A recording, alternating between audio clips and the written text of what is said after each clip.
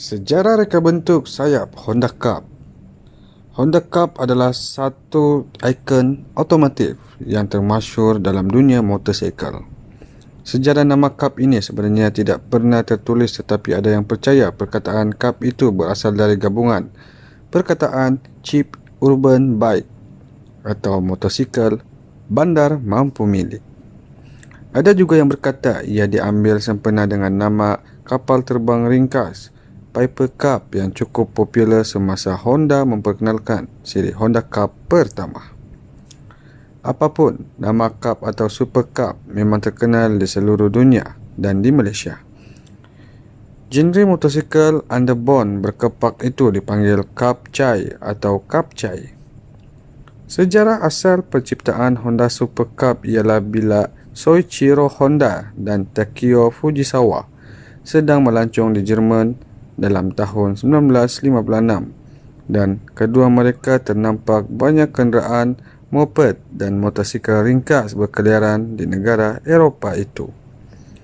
Soichiro ialah lebih kepada seorang jurutera dan cenderung kepada bahagian pengeluaran di kilang, sementara Takeo pula menggunakan kepintaran beliau di dalam jurusan perniagaan yang dipelajarinya di negara Eropah dan sebagainya.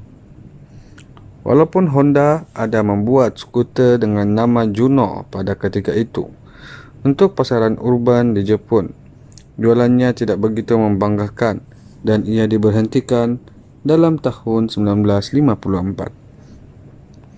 Takeo menjangki ataupun mengkaji kegagalan Juno dan mendapati walaupun ia mempunyai revolusi teknologi yang canggih pada ketika itu, badan Juno menggunakan resin polyester atau FRP. Juno tidak diterima oleh pasaran Jepun yang masih sedang dalam kebangkitan.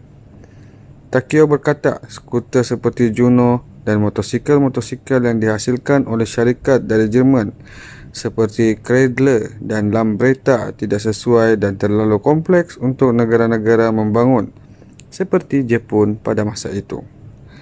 Tayar skuter yang terlalu kecil tidak selamat untuk jalan raya berlubang atau jalan raya yang baru dibangunkan, terang Takeo. Takeo berkata kepada Soichiro bahawa syarikat Honda perlukan sebuah genre model baharu. Kerana itu, Takeo mengeluarkan beberapa garis panduan untuk Soichiro agar beliau mampu membina motosikal yang didambakan oleh Takeo. Antara garis panduan tersebut ialah ia mesti mempunyai enjin yang kecil tetapi kuat, lasak dan menjimatkan. Ia mesti menggunakan enjin kecil, enjin 50cc agar menjimatkan dan murah. Ia mesti boleh ditunggang dengan sebelah tangan sahaja kerana tangan yang satu lagi digunakan untuk menunggang dan tangan satu lagi untuk memegang semangkuk mi soba. Ia mempunyai penutup yang boleh menutupi bahagian sisi motosikal itu agar enjin, kabel dan saluran tidak nampak berselirat di atas motosikal anda. Soichiro terus berminat dengan idea itu dan sekembalinya ke Jepun, beliau terus menghasilkan Cup seperti yang didambakan oleh Takeo. Pengalaman menggunakan bahan FRP untuk skuter Juno digunakan untuk membina plastik fender hadapan dan penghadang kaki. Malah sehingga kini Honda Cup dikira sebagai motosikal underbone pertama yang menggunakan fairing plastik untuk menutup sebahagian enjin dan menjadi ciri-ciri reka bentuk terpenting bagi motosikal itu sehingga ia menjadi satu genre tersendiri. Sejak tahun 1958, sudah lebih 100 juta buah Honda Cup dibina. Berbagai model dihasilkan. Cara dan ciri Honda Cup ke C50, C65, C70, C90 dan sekarang ini kita masih ada model dari genre bersejarah. Honda ini adalah bentuk Honda EX5.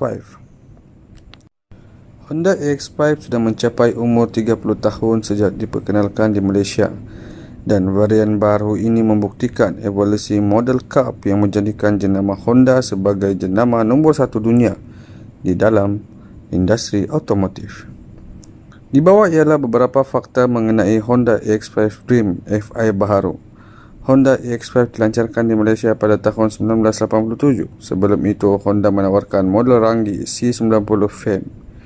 Hingga kini lebih dari 2 juta rakyat Malaysia telah beli Honda EX5. Model ulang tahun EX5 ke-30 ialah model keluaran khas lengkap dengan rencana ulang tahun 30 tahun. Model EX5 Dream FI tahun 2017 yang dilancarkan bulan lalu datang dengan enjin talaan istimewa dengan sistem fuel injection atau FI agar ia mampu menerima sedikit lepasan cukai kerana ia kini dikira sebagai EEV. EX5 baru ini juga menurut sistem piawaian bahan api. Roda tuangan atau sport rim pada EX5 ini membenarkan kapcai menggunakan tayar tubeless atau tanpa tiub. Reka bentuk keseluruhan EX5 baru tidak lagi direka dengan membaris sahaja.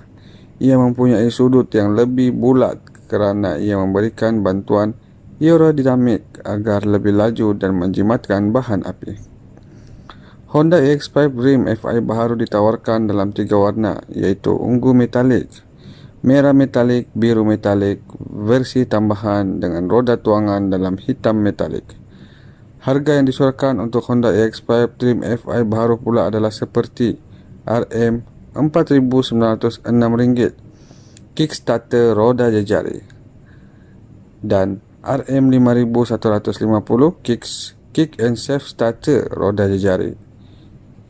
Dan yang terakhir ialah RM5,404, Kick and Safe Start roda tuangan.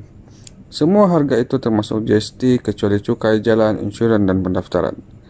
Honda EX5 Dream FI baru didatangkan dengan jaminan kilang selama 2 tahun atau 20,000 km yang mana terdahulu.